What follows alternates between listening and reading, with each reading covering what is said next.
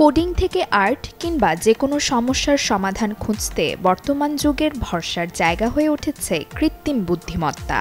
একেবারে নিখুঁত সমাধান না পাওয়া গেলেও নানান পেশা ও শিল্পের সঙ্গে জড়িতদের জন্য দরকারি অনুষঙ্গ হয়ে দাঁড়িয়েছে সৃষ্টিশীল এসব এআই।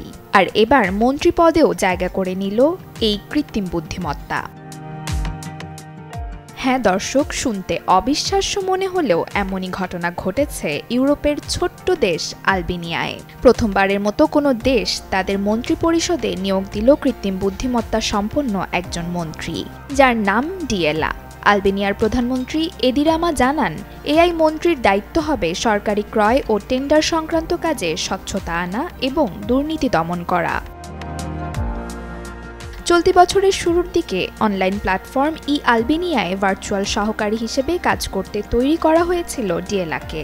যে কোনো ব্যবসায় প্রতিষ্ঠানকে সরকারি নথিপত্র পেতে সহায়তা করত এই রোবট, যা ইলেকট্রনিক স্ট্যাম্প যুক্ত নথি ইস্যু করার মাধ্যমে কমিয়ে এনেছিল সরকারি দপ্তরের নথি জটিলতা। তাই দায়িত্বের পরিধি বাড়িয়ে ডিয়েলাকে মন্ত্রী ঘোষণা করলেন দেশটির প্রধানমন্ত্রী এদি রামা। তবে এআই মন্ত্রীর ভুল ত্রুটির দায়ে কে নিবে, এমন প্রশ্ন তুলছেন সমালোচকেরা। আবার অনেকেই বলছেন এআই পদক্ষেপ সফল হলে কমে আসতে পারে কর্মসংস্থান। নসিন নাওয়ার, চ্যানেল 24।